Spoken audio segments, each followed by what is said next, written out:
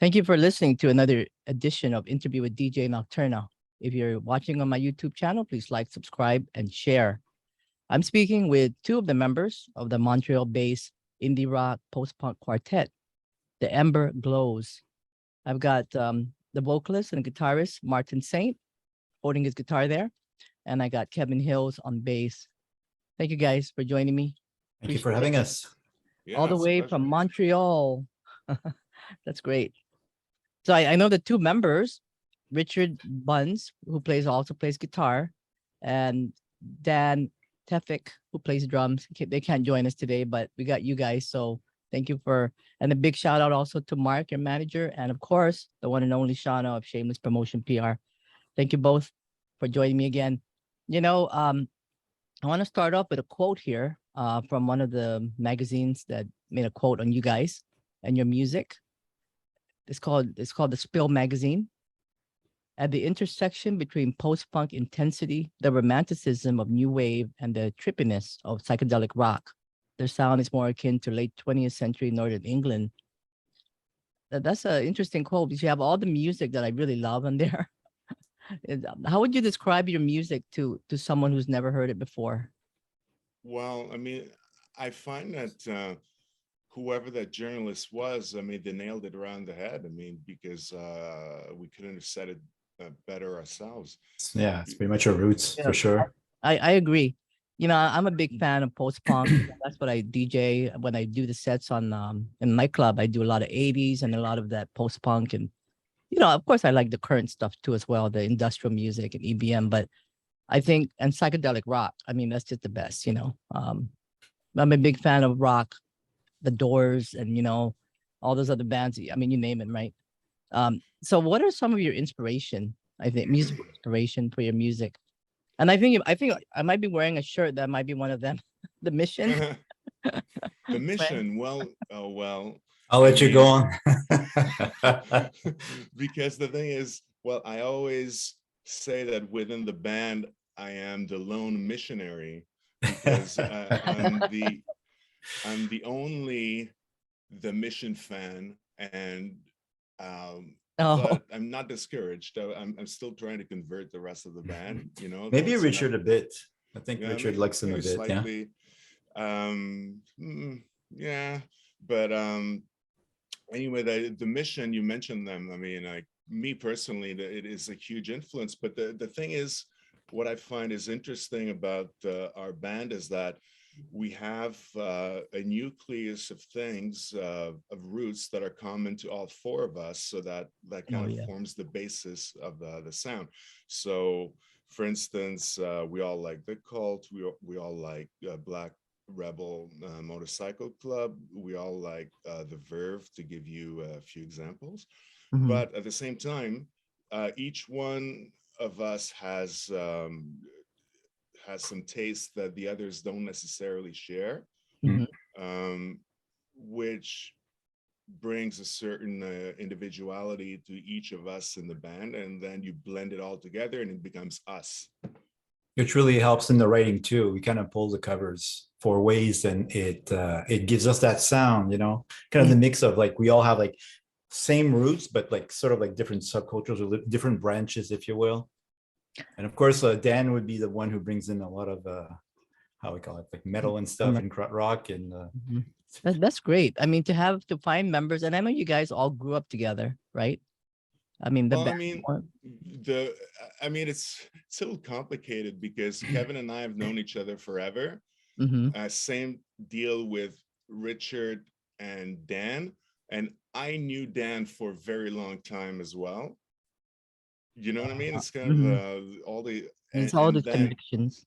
Yeah, and then Richard and Kevin met up maybe 5-6 years, like same with me, and then you know it's kind of a nice crisscrossing of knowing each other for a long time, which I think shows in the music. Yeah, we're kind of playing on the scene, a Montreal scene with different projects, so we kind of open for one another or shared gigs and stuff like that. Yeah, okay. Can you share a little bit of the projects you guys are in or were in? Martin, I'll let you go first. Well, I mean, I'm also a solo artist. whatever I write that doesn't fit the band or that the band doesn't like, I save it for myself and I rearrange it. Anyway, like, so I have my own thing going. I'm also, I also take part in a semi-electro thing with a DJ. I also do some gigs as a guitar player for some people sometimes. You know, I keep fairly active, and I know Kevin has his own things too. No, we both have a lot of collaborations. I know Martin plays with other people in the scene, or like sometimes even writes material for people. Me at the moment, I have the Ember Glows, and I'm playing in a band called Noir, which is a bit more Noir. Oh. Noir, yeah. It's kind of like new wavy, electronic. It's hard to describe, but a lot of Cure elements with like keyboards and a bit of sisters, yeah. A little darker. Cool, that's cool. And by the way, we should add that Richard and Dan have had this instrumental trio going for the last few years too, which is really good. It's called Room Control, and it's got very, very strong elements of kraut rock like Noir and Kraftwerk, and some early Pink Floyd, and it's instrumental, all of it. Yeah, it's got a movie soundtrack thing going on. It's pretty intense. It's really good. So why did you guys decide to form? I mean, you guys formed 2019, right? Too many drinks. But was it 2019 where you guys formed yeah, kind of. Around late 2018, but then it really formed in 2019. And I'm not even joking when I say that, because we were just I think it was Kevin and I at first. I had a new song and said, hey, do you want to play a bit of bass? And we're drinking, and just, wow, it felt good. So wouldn't it be nice to have a little side project, you know, something else? Because we both had other priorities at the time. And then we needed so it'd be nice, but it'd be good to have a drummer. So then I thought, oh, I know this guy, Dan. I saw him play in that band, Room Control. I'll give him a call. So and what a drummer he is. Yeah, he's brilliant. And then it's still a side project at this point, like not too serious. And then Richard, who we're obviously friends with, tells us that he'd like to join. And we all know him already. We know he's good and he's a nice guy and everything. So why not? So then the four of us, and it felt good from the first few bars. And you know, the interesting thing, momentum, and the good thing, and I noticed this right away, is the name of your project, which is the Ember Glows, which is very unique. Yeah. Well, I'll let Gavin tell the story. I mean, I like it because you think of ember, right? It's a fire that's glowing. Is that it has a color of red and orange, and fire is a good thing. I mean, it's a fire. I mean, anything. I mean, fire is just is somebody who pushes forward. Is you know. Is that, you know, it's that line. I think that at night a candle is brighter than the sun, right? Yeah, and it's something that stays. It's I don't know how you describe it. I mean, there's so many things you can think about when you think of that, right? Hypnotic for sure. But I wanted to ask you guys, like, how did you come up with that oh my God. name? And I'm sure many people will be asking you this. It's just the way it is. It's just like any band who starts out will find the misery of trying to find a band name that hasn't been taken. So we had been brainstorming for absolutely ever and ever, and these names kept coming up, but we never could quite agree. And I don't know, I guess we had a couple of names in the bag, and we're like sitting at the pub outside, and it just wasn't working. Martin, you want to take over?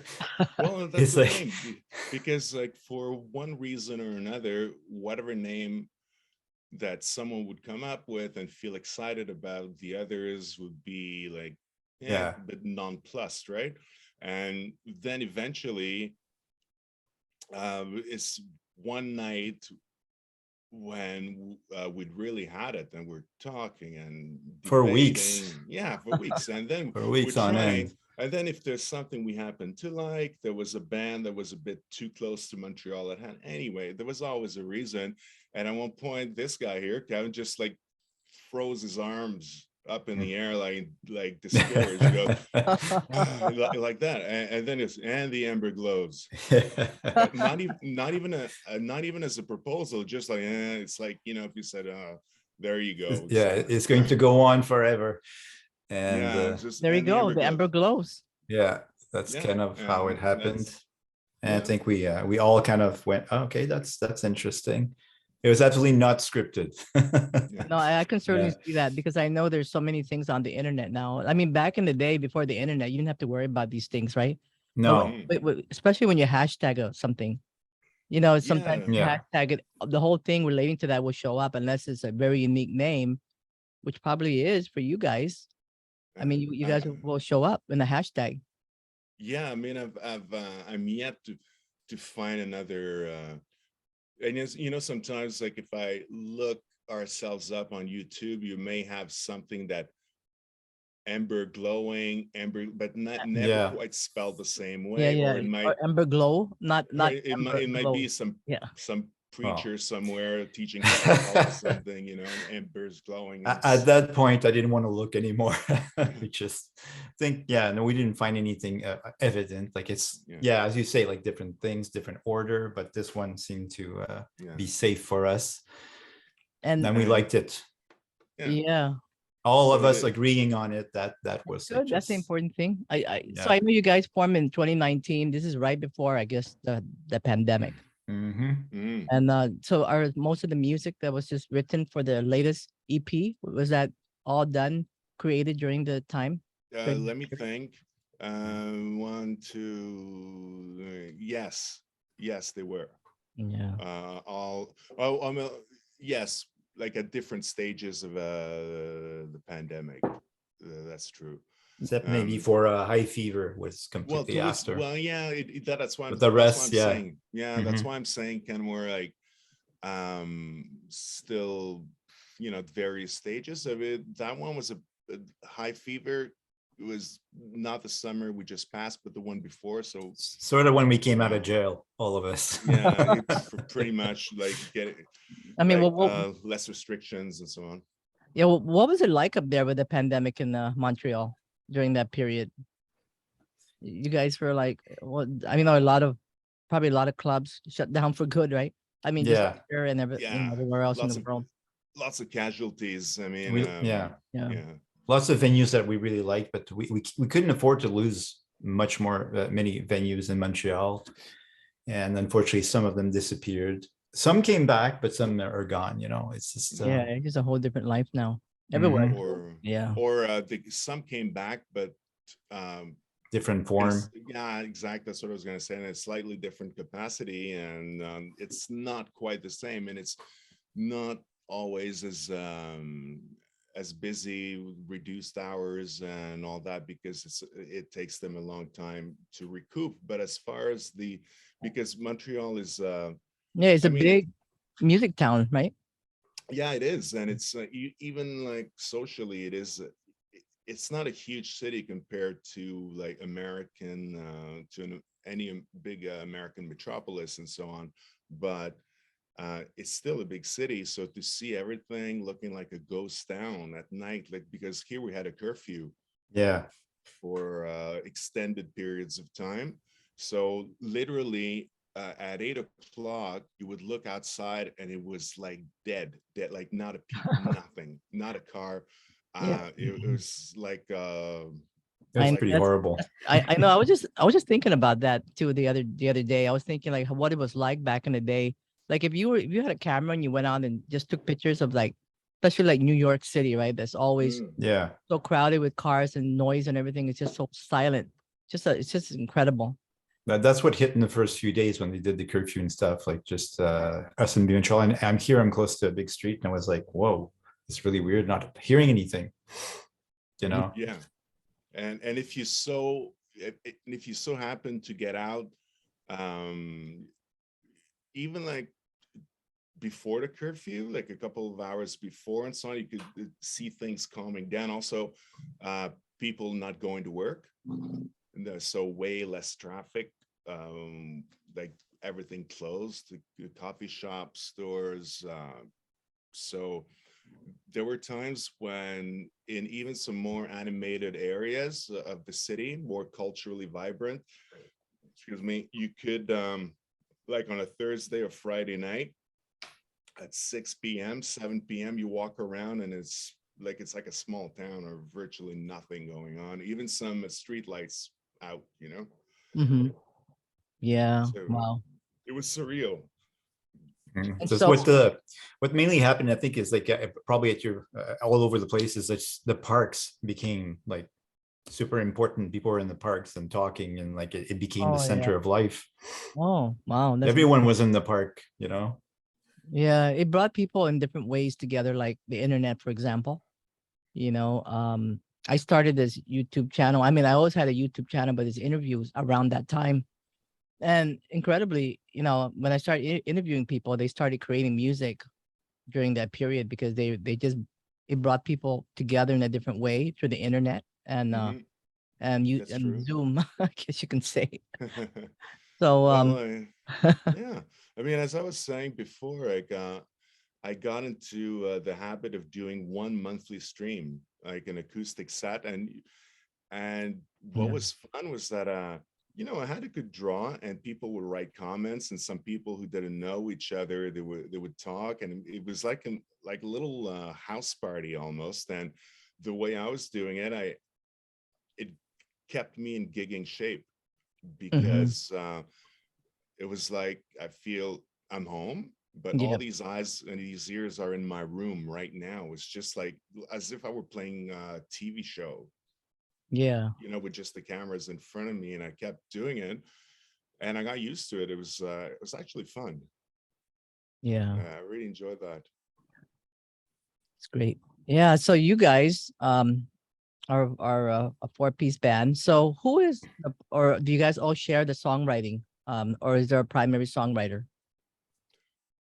Uh, well, I write songs practically every day, like I was saying before. So I will tend to bring a lot of ideas, but the others do as well. And Hmm. that's a question of filtering Yeah. what makes it and what doesn't, like on the democratic level. Yeah, You so know. Martin's drawer is always full because he writes all the time, so he has tons of stuff. So he brings stuff. Richard also has his solo project and everything, so he writes and brings riffs, and sometimes I do stuff as well, and we just like bring it together and see if it sticks or not, and we just kind of jam it out and work on the structures. But Martin does bring a lot of structures. Hmm. Mhm. So And I then know it you. then it- oh sorry, I just meant to add because and then it takes a life of its own. Whoever brings whatever, like it's going to um we let the song dictate where it's meant to go. Yeah. So just let it go organically, right? Yeah, exactly. That's the Yeah. whole point. And this is where what I was discussing before, our chemistry, this is when it comes into play Oh yeah. because we happen to sound good together.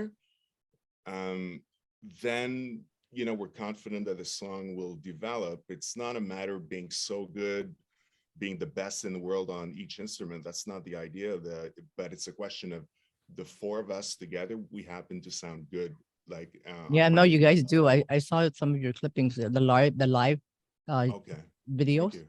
Yeah. Yeah. You guys are a good piece.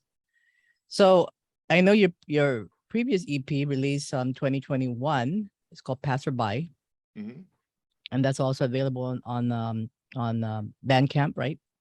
And then you have a current EP just released in September of this year. It's called Where Spirits Play.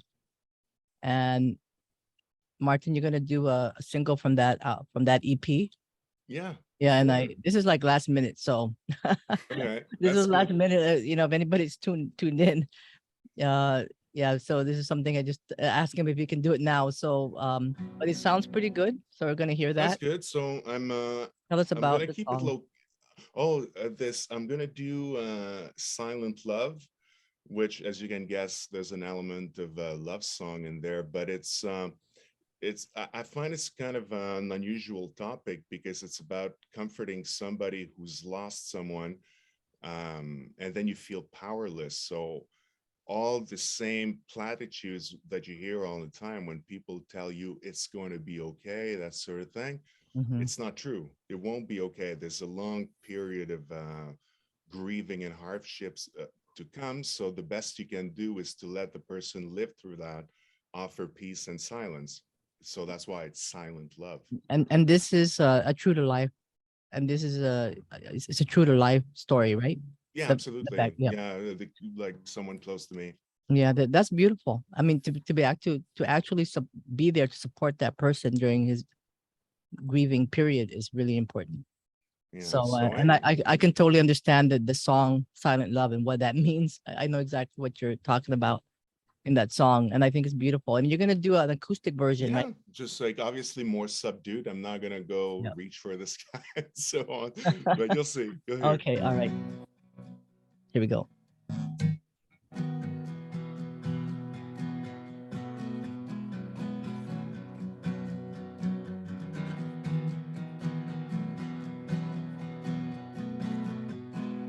Whenever you close your eyes, whether near or far,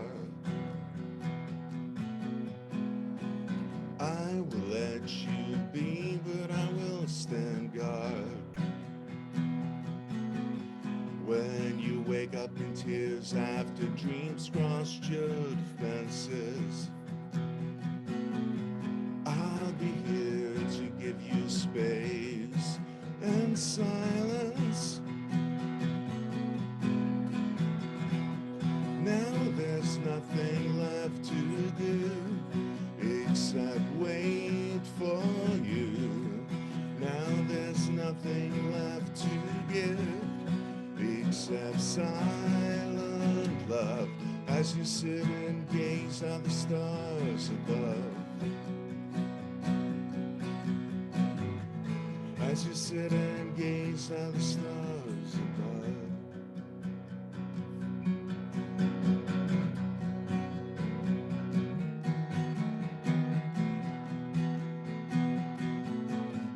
When the hand you're holding slowly slips away,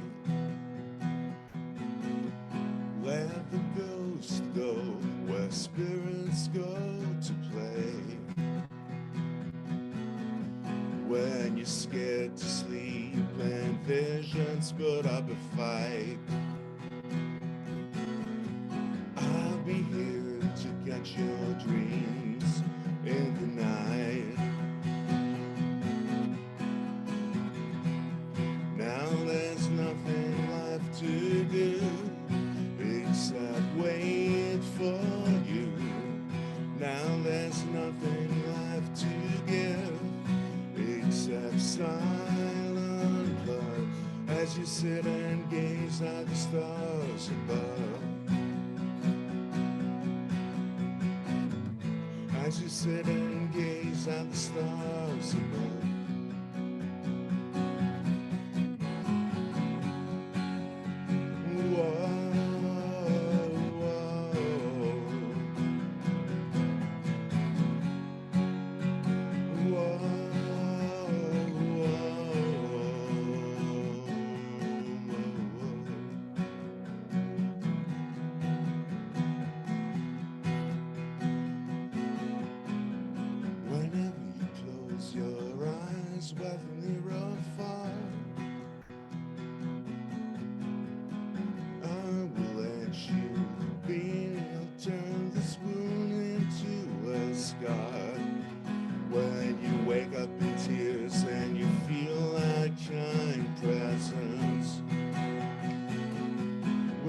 Sit here by the candle in silence. Now there's nothing left to do except wait for you. Now there's nothing left to give except silent love as you sit and gaze at the stars above. All right, I'm going for it. As you sit and gaze at the stars above. Where did I put my lighter? Wow, that's beautiful. That's beautiful acoustic too. Are you going to be releasing that in acoustic sometime in the future? I Oh think it's man, great. I don't know if I I think it's wouldn't say great. no. Yeah, because you can hear the lyrics really well. And I think the lyrics is so important in this song because there's a lot of people that have lost somebody, and the grieving thing is really, they can totally relate to someone who's been there, who's staying, Uh, who's beside I them. And wanted it to be an alternative to the same stuff we keep hearing, the same platitudes, Mhm. as I was saying, the same Hallmark card kind of love love sayings. You know what I mean? Like I just Yeah. wanted to take an unusual take on it. So, and then as a band, like that's one that went as soon as we started rehearsing as a band. I Mhm. still have the first rehearsal run through on my iPhone. Mhm. And even then, it sounded good, everybody together. Even the first run through, like, so that was an indication that didn't lie, that the song was going to be good, like it was going to work. Yeah, thank you for doing that. And, I mean, if people want to check out your music, there it is. That's the acoustic version. You have to hear the other version, which is also as beautiful. And this is available on Bandcamp.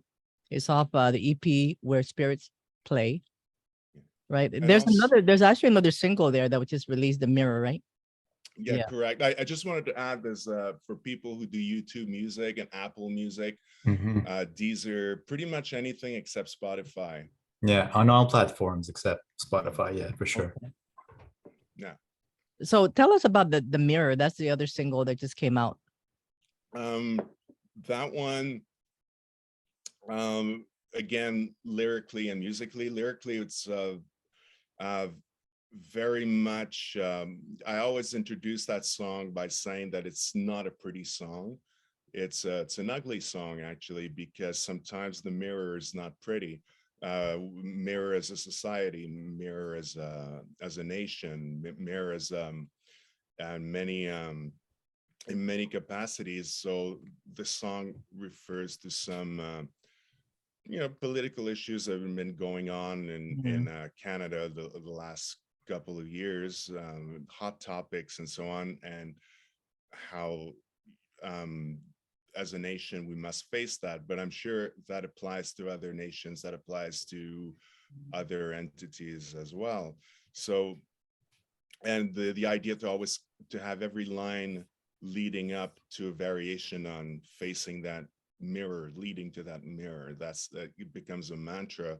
Mhm. And musically, that was the idea too, to keep it fairly simple so that it's a long build up that climaxes at some point, so that it felt really good. And I think the guitars intertwined very nicely, and then the rhythm section is just like super syncopated and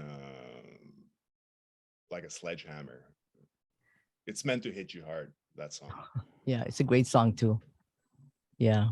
So if people want to check out your music, what's the best way to I know there's several things you mentioned. I know you're on Twitter, you're on Facebook, the Ember Glows. Just find the Ember Glows on Facebook, We have an Instagram too. Instagram, yes. Yeah. Um, and of course your YouTube channel, right? You also have that. If people want to check that out, YouTube, the Yeah, Ember we have Glows. some live performance clips there, Yeah. so people can not just hear, listen, but get a sense of what we're like live, Mm-hmm. Yeah. what we look like when we perform, like the whole, like the rawness of it. Yeah. Wow, you guys are great. And I know this is also available on cassette. Is that right? Yes, the Yeah, first great. album. I'm so, not people, a lot of people, I mean, that's great. I love that. I love cassette. I'm all about the 80s and the 70s, and I And think, oh well, speaking of which, though, like I can't give you a specific date, but our passerby debut will be available on vinyl at some point. oh, cool. Finally. Yeah. Yeah, eventually, but I can't promise you when just yet, Yeah. Yeah. because there's a long waiting list, but it's in the works. And Where Spirits plays available on CD as well. And then the best way for people to go and purchase it would be where? can write to us on Facebook or go on Bandcamp. Okay. Yeah. Place an order, or you can. But I mean, we like hearing back from people, getting messages. Like they can, follow not you be there. shy. They can Like, follow yeah, you on the. follow or drop a line on Messenger. That's fine too. Yeah, there's so many ways now to find someone. Especially when you're a band, you got so many different outlets. So, yeah. Well, anything else coming up for you guys? Live appearances or anything like that? Or next? Are you guys thinking of your next album already? Or Oh yeah. We're Always. already at work writing stuff right now, and we have a November show coming up. How could I qualify the venue? Undisclosed location. Undisclosed. Yes, that's it. That was exactly what I was looking for. Yeah, because the reason it's the reason we say that is because it's kind of a clandestine venue that it's kind of a word of mouth thing in Montreal. Oh, cool, yeah. It's kind of underground party place sort of thing. So you have to know somebody to. Oh, it's one of those know- like in the the prohibition kind of. Oh no! You can't say that. That's Nope.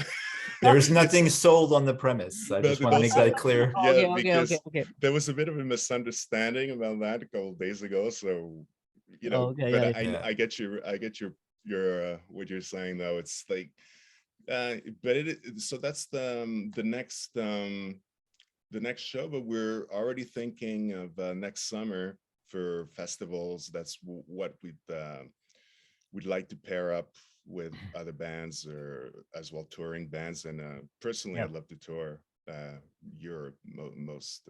I have some contacts there. I'd love to make that happen. Yeah, well, congratulations on your latest EP, and and also good luck with the future as well with your future albums and appearances. So thank you guys for joining me. You're most welcome. Thanks for Thank you for having us. Yeah. Thank you for doing a lot of that acoustic. I mean, it's beautiful, and yeah. And so once again, you can find them on Facebook and Instagram and Twitter. Not many bands go on Twitter, so thank you for doing that. Because I like a lot of people just don't do Twitter. I don't know. So I have to say, I really have to thank our manager, Mark, who's just amazing, an amazing man, amazing person for us, but also the work he puts in, because he has a lot of stuff that he's in charge, like the Twitter and all that. And you need that. It's Mark very Brown resourceful. is great for us. Yeah. He's very resourceful because Twitter, I wouldn't know the first thing how to handle that thing. Like I don't know. Whatever you see on Twitter is not me. No, it's gonna be Mark. One thing with Twitter, it just lights up, right? I mean, you can't say very much, but it lights up on your phone and you just know what's going on. It's like right there live, kind of like live. It's an endless feed, pretty much. Yeah. Yeah. Okay, well, thank you guys for joining me. Let me just turn And I this love off. your t-shirt. You're the Mission t-shirt. It's lovely. I know, I figured, I don't know, I'm always in black, so that's not I'm turn glad, right? I'm glad I'm not alone with the Mission. I get a bit of support. And since I got a 12-string last year, I compulsively play Mission songs on it all the time. Maybe you can have a cigar with Wayne Hussey. And I'd love to. With Cigarillo. I'd love to have Wayne Hussey on the show. I had his wife on the show, Cynthia, recently. Yeah. Well, not recent, maybe like a year ago. Yeah. And, with with her music, and it's pretty good. Okay, well, if one day we do another interview together, I promise you a Mission song on the 12-string. I'll play you a Mission song. I mean, would you guys do covers? Any covers? Would love to hear too. Funny enough, we've been discussing that just last night. Yeah. Maybe choosing a cover and just for our fun, or please ourselves as well, but it could be something interesting.